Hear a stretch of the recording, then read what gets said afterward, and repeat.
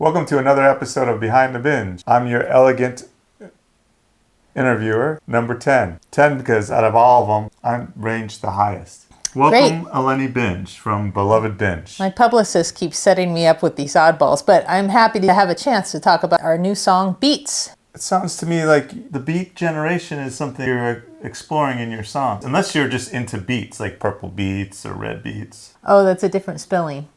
Yeah, or beats, like drum beats, that's the same spelling. So could be drum beats that I'm into. No, I'm definitely into the beat.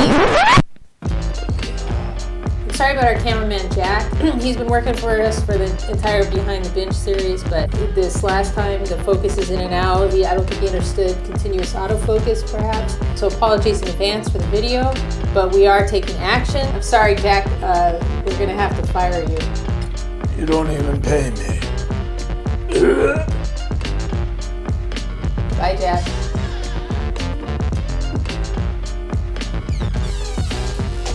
One of my favorite books was On the Road, and if you read that later, you notice other things as a woman that you might not have noticed, at least when I was in my 20s. One of my favorite books actually about that generation is called Off the Road by Carolyn Cassidy. Carolyn Cassidy is the wife of the man featured in the video that we'll have for Beats, Neil Cassidy. So she writes about, what was her life like while her husband, Neil Cassidy, and Jack Kerouac were off gallivanting on the road. She's very interesting to read, and I highly recommend that book as an accompaniment to the existing canon of the Beat generation. Some people like to judge historical figures by today's standards, and I was wondering what your take is on that. That's such a great question. Thank you for asking that. You're welcome. You're thanked. I think a lot of people would today, and I've seen this in reviews too, would dismiss somebody like Jack Kerouac because of the way he writes about women. I think, generally speaking, he's pretty sympathetic to all humans, including women, but his world involved women more as sort of like background actors. And that was true for a lot of his contemporaries, although, of course, women have historically played a huge role in moving forward literary scenes. I am of the mind that we should not judge and by judge what I mean is dismiss. We should not dismiss literature based on today's standards. And of course that line might be different for everybody, just depending on the extreme of what that artist did. So if it's something very disturbing and upsetting, obviously that's understandable that somebody would say, okay, I don't want to read that or get in their head or listen to them anymore. Even though I don't like his portrayal of women throughout the books, but I do enjoy the overall exploration of humanity. So I believe the art and the artists can be separate to a point, and I think that separation is different for everybody. And I think that we all have lines that we draw in terms of what we accept. But if we're going to do an ethics test for every artist that we choose to listen to or read, we're really in sort of a weird totalitarian art state. So I don't think that that's helpful. One thing I forgot to say when I was interviewed by interviewer number 10, the other thing that I think is interesting that we could do with art that is problematic is what the book James by Percival Everett is doing. It's on my list to read. I haven't read it yet. He took a character from Mark Twain that was portrayed in a simplistic and racist way, something that was common at the time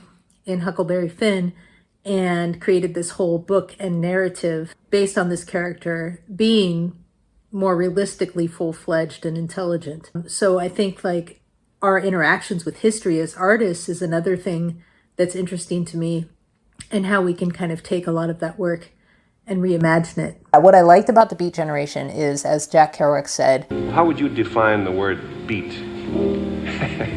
I don't mean why not time. I mean, really, is there... sympathetic. Sympathetic? And they sort of erased a lot of the sort of, at the time, the color lines, and they would mingle with Black artists. A lot of the books that Jack Kerouac has written is about the jazz scene and that kind of thing. And so they did kind of cross lines that at the time weren't being crossed. And I find also this idea of compassion, as an ideal for the Beat generation. And again, not that that was necessarily played out in their family lives. and even in their friendships. But I think of what human is that not true? Do you think they had a sense of ennui with society? They needed to take these grand adventures. They needed to try to expand their mind. I mean, I don't think that they're any different than any other artist wanting to go on a journey. And so I think that that's why at least the book On the Road, from where the Beats song lyrics were taken, is so powerful. See, I hate cars, but I'm so like On the Road. Jack Kerouac's On the Road, and he'll lay a little on you. You know, you don't even have to buy these pages. Want to try it? I'll play the blues as we did in the thing, and we'll see how it works out. Well, a lot of people have asked me why did I write that book or any book. All the stories I wrote were true, because I believed in what I saw. I was traveling west one time at the junction of the state line of Colorado, its arid western one, and the state line of Core, Utah. I saw in the clouds, huge and massed above the fiery golden desert of Even Falls, the great image of God with forefinger pointed straight at me through halos and rolls and gold folds that were like the existence of the gleaming spear in his right hand, which saith, "Come on, boy, go thou across the ground.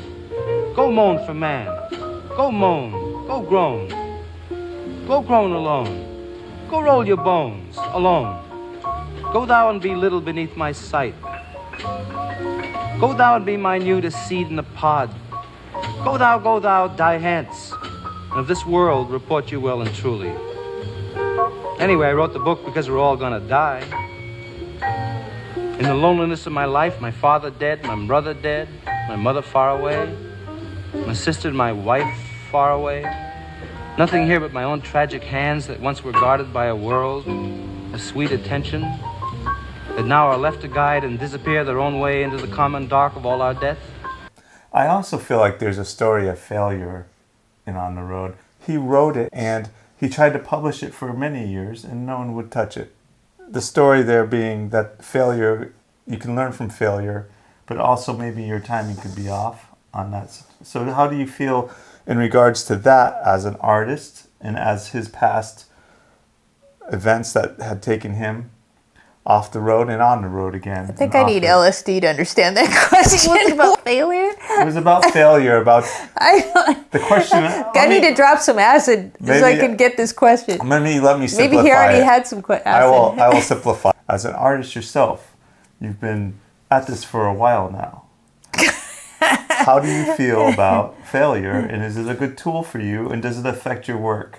I also want to point out that Jack Kerouac died as a result of his alcoholism, which probably was as a result of sort of unmedicated, mental health issues. But that doesn't mean we shouldn't drink alcohol during his interview. So these are the things I like to, that I'm interested in, these topics of like literally, taking things too literally is like a dictatorship. I think failure stories or narratives about failure are important because we're such fragile souls and we need to know that other people have fucked up before. Other people have failed to achieve their dreams and we are not alone in that. It doesn't mean that we too are going to achieve what these people have achieved.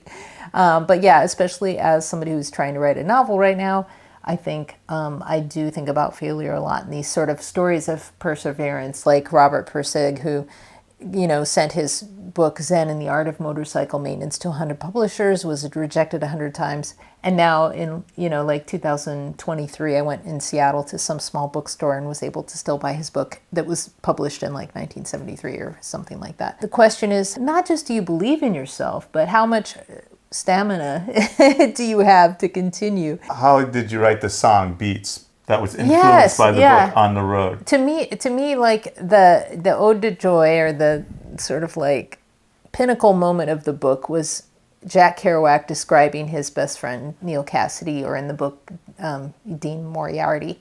The only people for me are the mad ones. And so basically, I thought it would be fun to take that, which I love that phrase, because madness certainly can be something that's debilitating and terrible, but it can also be sort of overthrowing convention. And I think that in our lives, it's important to have a little bit of that madness. And Zorba the Greek said the same thing. We're drinking out of my mom's orchestra's She's having a concert tonight, actually. Are you gonna show Philharmonia Northwest. I mean, this is going to be published way after that concert, but Well, in all concerts. cheers to your success. Yeah. Oh, Mom. Hi, Mom. So I think that freedom that he speaks of, too many of us, and myself included, even though I've lived a little bit of an unconventional life, it's not been extraordinarily so. We tend to trap ourselves in these ideas of what we should be doing and where we should go. So please tell me more about, obviously you play drums in Beloved Binge. You're multi-talented. You play keys. Did you write the guitar parts and just told Rob Beloved, just do that? I never remember if I wrote the melody or not. Did I? I might have gone da na na na da da na.